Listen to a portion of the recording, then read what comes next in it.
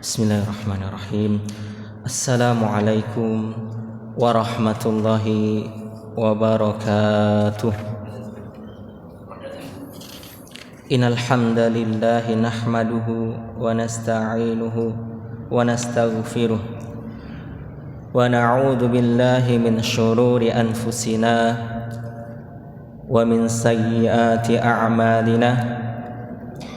Man yahdihillahu fala mudilla lahu wa man yudlil fala hadiya lahu. Asyhadu an la ilaha illallah wahdahu la syarika lah wa asyhadu anna Muhammadan abduhu wa rasuluhu la nabiyya wa la rasula ba'da. Allahumma salli wa sallim wa barik ala nabiyyina Muhammadin wa ala alihi wa ashabihi wa man tabi'ahum bi ihsanin ila yaumiddin, amma ba'd. Alhamdulillahilladzi ahyana ba'da ma amatana wa ilaihin nusyur. Allahumma inna nas'aluka ilman nafi'a wa rizqan thayyiba wa amalan mutaqabbala. Hadirin jamaah salat subuh rahimani wa rahimakumullah. Bersyukur kepada Allah Subhanahu wa taala atas segala nikmat yang Allah masih berikan kepada kita hingga saat ini, berupa kesempatan untuk melakukan kebaikan dan amal ibadah sebagai modal bagi kita untuk menjalani kehidupan kita di dunia maupun di akhirat kelak. Karena segala sesuatu yang kita lakukan menjadi ibadah dan itu akan dinilai oleh Allah Subhanahu wa taala sebagai modal dan bekal bagi kita. Kalau kita bekerja ibadah, maka pekerjaan kita ini menjadi modal bagi kita untuk hidup di dunia dan juga insyaallah kelak menjadi modal bagi kita pula di akhirat. Yang kedua, salawat dan salam semoga senantiasa tercurah kepada suri tauladan kita, Nabi Agung Nabi Muhammad sallallahu alaihi wasallam, kepada keluarga beliau, para sahabat dan pengikut beliau yang setia hingga akhir zaman. Semoga kita istiqomah dan diistiqomahkan oleh Allah Subhanahu wa taala menjalankan perintah-perintah Allah Subhanahu wa taala dan Rasulnya sallallahu alaihi wasallam, sehingga apa yang kita cita-citakan dapat kita raih kelak dan dapat kita raih baik di dunia maupun di akhirat. Hadirin yang berbahagia rahimakumullah, seperti biasanya di Rabu subuh ini kami akan menyampaikan persoalan-persoalan yang berkaitan dengan tanya jawab agama, fatwa-fatwa tarjih pimpinan pusat Muhammadiyah, yang insyaallah pada kesempatan ini berkaitan dengan hukum keluarga, khususnya terkait dengan kewarisan. Sebelum kami menyampaikan tanya jawab dalam kesempatan ini, izinkan kami membacakan atau menyampaikan firman Allah Subhanahu wa taala dalam surat yang keempat, surat An-Nisa ayat yang ke-9. Allah Subhanahu wa taala berfirman, A'udzu billahi minasyaitonir rajim. Wal yakhshal ladzina law taraku min khalfihim dzurriyyatan dhi'afan khafu 'alaihim. Allah Subhanahu wa taala mengingatkan kepada kita, dan hendaklah kalian takut kepada Allah Subhanahu wa taala ketika meninggalkan keturunan yang lemah, yang kalian khawatirkan akan kehidupan mereka. Keturunan yang lemah ini bisa lemah iman, lemah fisik maupun lemah mental. Namun di dalam ayat ini ditekankan berkaitan dengan lemah ekonomi, karena ayat ini rangkaiannya berkaitan dengan ayat tentang waris. Jadi Allah Subhanahu wa taala mengingatkan kepada kita agar memperhatikan keturunan kita, anak keturunan kita. Jangan sampai kita meninggalkan anak keturunan yang lemah, wabil khusus lemah dalam masalah ekonomi. Ternyata Allah Subhanahu wa taala yang memperingatkan kita terkait dengan hal ini. Sehingga sebagai orang tua, ya, setiap orang tua pasti senantiasa mengusahakan yang terbaik untuk keluarganya, termasuk untuk anak keturunannya. Maka ya, ketika ya, orang tua ya berusaha dengan sungguh-sungguh ya memberikan yang terbaik untuk keluarga, anak keturunannya, termasuk dalam perkara ya harta benda atau ekonomi, ini bagian dari menjalankan perintah Allah Subhanahu wa taala. Jadi bukan hanya sekedar ini urusan dunia kita, ya. Ada orang mungkin berpendapat, nanti kan dijamin, santai aja, nanti bisa mereka usahakan sendiri. Ya. Itu mungkin iya, ada benarnya. Tapi Allah mengingatkan kepada kita agar kita memperhatikan anak keturunan kita, jangan sampai anak keturunan yang kita tinggalkan ya lemah dalam hal ekonominya, fisiknya, mentalnya, wabil khusus lemah iman kepada Allah Subhanahu wa taala. Maka di antara perkara yang ditanyakan di sini berkaitan dengan harta pusaka atau harta warisan ya. Ada sebuah pertanyaan, bagaimanakah hukum pembagian harta pusaka menurut Islam? Apakah antara laki-laki dan perempuan berbanding 2:1 atau sama banyaknya? Menurut yang saya dengar di lingkungan masyarakat saya, bagian untuk anak laki-laki dan perempuan adalah sama. Sedangkan menurut yang kami pelajari di sekolah 2:1. Pertanyaan dari saudara Tokris ya, tadi ujung Rusi ya, daerah kota Sleman ya, Tempel.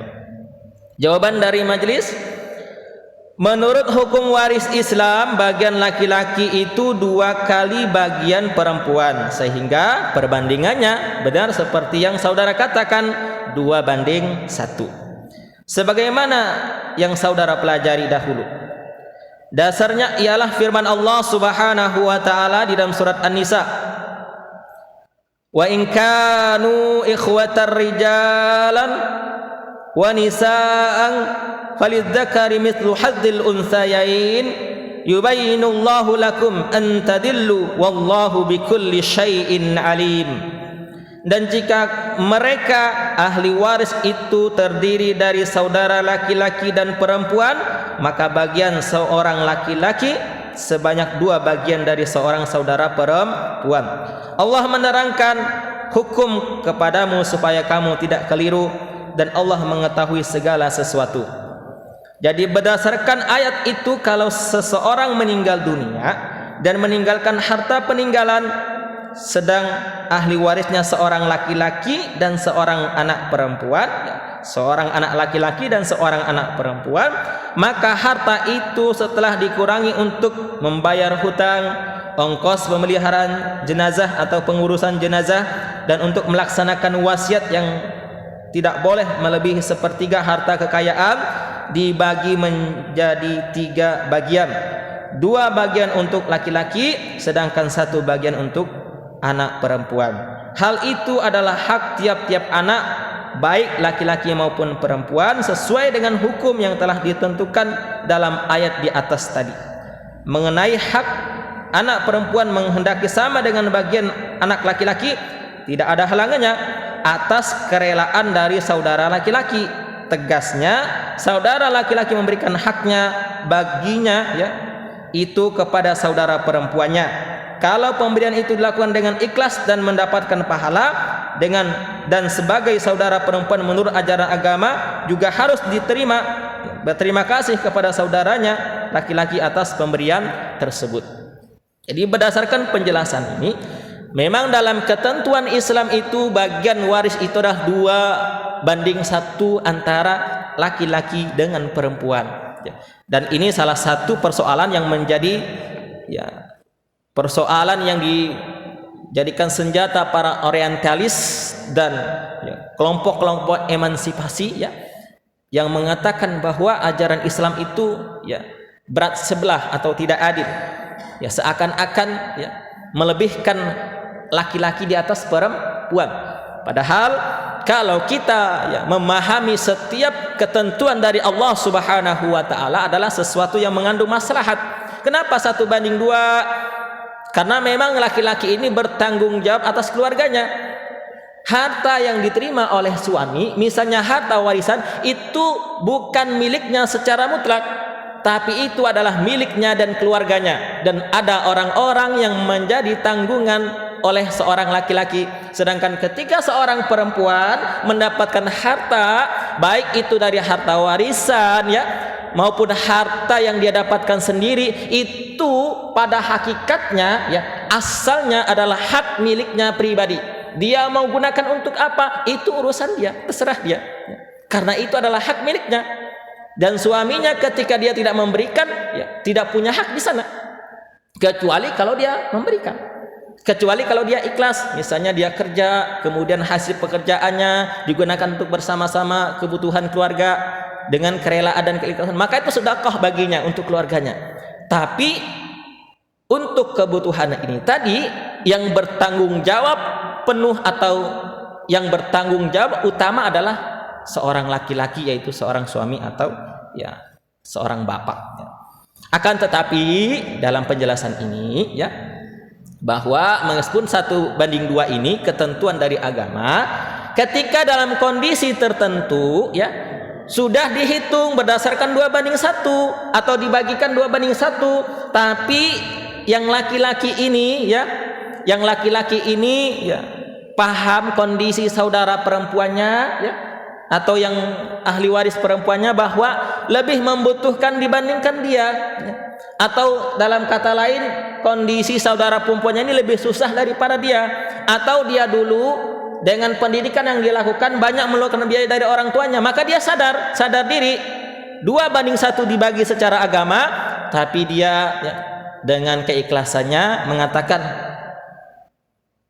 pembagiannya yang 2 tadi saya bagikan rata dengan dirimu wahai saudariku. Nah, ini diperbolehkan dengan persetujuan dan keikhlasan dari ya ahli waris yang laki-laki tadi ya. Tapi kalau dia tidak mau ya tidak bisa ya, karena sudah ditentukan bagian yang semacam itu.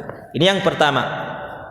Kemudian persoalan yang kedua, pembagian harta sebelum seseorang meninggal dunia. Ada sebuah pertanyaan, di desa kami ada pembagian harta sebelum seseorang meninggal dunia, hanya saja pembagiannya tidak sama. Yang tertua mendapat yang banyak karena orang tua ikut ya dengan dirinya, sedangkan yang termuda mendapatkan yang paling sedikit. Bagaimana hukum pembagian harta yang semacam itu? Pertanyaan dari Abdul Hamid dari Bandar Lampung ya, dari Lampung Selatan ya, dari Pangelaran Lampung Selatan. Jawaban dari tim majelis, pemberian harta pada anak-anak atau istri sebelum yang bersangkutan meninggal dunia disebut dengan hibah atau pemberian ya. Jadi kami sampaikan di sini, pemberian harta sebelum meninggal dunia itu bukan harta warisan. Dan mohon maaf kata-katanya ya berbeda dengan warisan. Kalau warisan itu kan dibagi setelah meninggal dunia, maka ya ketika memberikan harta sebelum meninggal dunia jangan katakan, "Nah, ini harta nanti kalau bapak meninggal untukmu ya. Ini untuk kakakmu, ini untuk adikmu." Jangan menggunakan kata-kata ketika bapak setelah meninggal dunia ya. Karena itu sama halnya ya, secara tidak langsung membagikan harta warisan sebelum meninggal dunia. Iya kalau bapaknya meninggal dunia, kalau anaknya duluan meninggal dunia, bapaknya belum meninggal, padahal bapaknya mengatakan tadi, "Nah, nanti kalau bapak meninggal, ini harta untukmu ya, ini rumah untukmu, ini tanah untukmu." Ya, maka kata-katanya tidak seperti itu ya. Kata-katanya dengan kata-kata pemberian atau hibah. Dengan catatan apa? Ya, ini juga dijelaskan ya, dengan catatan atas persetujuan semua pihak dari ahli waris tersebut. Maka ya ini merupakan hibah, bukan harta warisan ya. Pemberian hibah pada anak-anak harus adil sesuai dengan hadis riwayat Muslim dari Nu'man bin Bashir.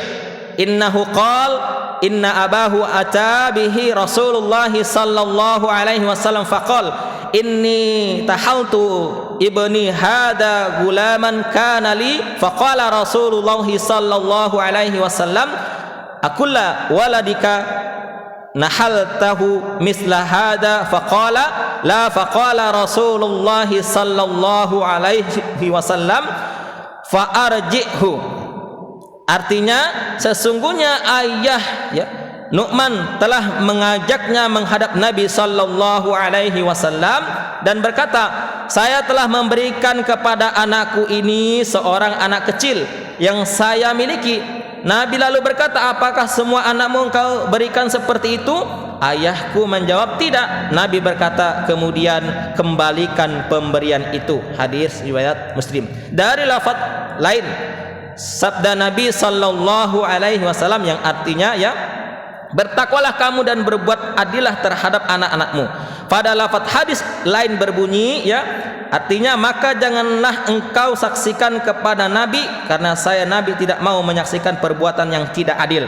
Perintah untuk menarik kembali pemberian itu menunjukkan tidak diperbolehkannya pemberian kepada anak-anak kalau pemberian tersebut tidak adil, yaitu pemberian harta tadi sebelum ahli yang memiliki harta meninggal dunia berupa hibah atau pemberian. Demikian pula ketidaksediaan Nabi sallallahu alaihi wasallam menyaksikan pemberian itu. Bahkan Nabi menegaskan pemberian yang demikian adalah suatu tindakan jur, yang artinya perbuatan yang tidak adil. Artinya apa? Ketika membagikan ataupun memberikan harta yang kita miliki kepada anak keturunan kita, yang harus diperhatikan ketika kita ingin memberikannya sebelum kita meninggal dunia, maka hendaklah pemberian tersebut dengan cara yang adil. Tentu cara yang adil ini tidak selalu harus sama, tidak selalu harus sama banyak. Kenapa? Yang adil itu kan misalnya yang agak-agak hidupnya kurang mapan, mungkin dikasih yang lebih selama yang lainnya menerima, dan pemberian ini seyogyanya disaksikan oleh semua ahli waris, sehingga didudukan secara bersama, disampaikan, "Nah, Bapak punya harta sekian atau punya tanah sekian, punya rumah sekian, ini bagianmu, ini bagian adekmu, ini bagian adekmu yang satunya," dan seterusnya. Ketika mereka menerima ikhlas menerima hal tersebut, meskipun jumlahnya tidak sama, yang didapatkan tidak sama, maka hal itu menjadi sesuatu yang diperbolehkan. Artinya apa? Ini sebagai hibah atau pemberian orang tua kepada anak keturunan, yang ketika tidak diberikan ke masa hidupnya itu akan menjadi harta warisan nantinya. Tapi ketika sudah diberikan sebagai hadiah atau hibah kepada anak keturunannya, maka itu tidak menjadi harta warisan nanti, tidak menjadi harta warisan ketika dia meninggal dunia. Kenapa? Karena sudah diberikan dan dibagikan kepada anak-anaknya. Sedangkan nanti yang tidak dibagikan secara pemberian dan hadiah, itulah yang menjadi harta warisan yang akan dibagikan kepada anak-anaknya nanti. Inilah ketentuan dalam Islam. Kenapa ini diatur? Karena memang ternyata Islam ini sangat memperhatikan kehidupan kita. Bahkan kehidupan anak keturunan kita pun Islam memerintahkan, Allah memerintahkan kepada kita untuk kita perhatikan. Memang mungkin masalah harta ini Allah akan memberikannya kepada setiap hambanya, akan tetapi ikhtiar kita, antisipasi yang kita lakukan, Allah sudah jelaskan kepada kita, hendaklah kita memperhatikan anak keturunan kita. Salah satunya adalah dalam aspek ekonominya, kehidupan ekonominya, karena ini memang salah satu yang menunjang kehidupan kita dan juga menunjang kita dalam beribadah kepada Allah Subhanahu wa taala. Semoga ini menjadi kebaikan bagi kami pribadi dan hadirin sekalian, serta kita mampu mengambil ibrah, mengambil pelajaran dari setiap ketentuan-ketentuan syariat Islam ini, serta kita senantiasa berusaha mengamalkan ajaran dan syariat Islam ini dengan sebaik-baiknya sesuai dengan ilmu dan kemampuan yang kita miliki. Kita akhiri dengan doa kafaratul majlis. Subhanakallahumma rabbana wa bihamdika asyhadu an la ilaha illa anta astaghfiruka wa atubu ilaik. Alhamdulillahi rabbil alamin. Terima kasih atas segala perhatian, mohon maaf atas segala kesalahan. Aqulu qauli hadza wa astaghfiruh innahu huwal ghafurur rahim. Fastabiqul khairat. Assalamualaikum warahmatullahi wabarakatuh.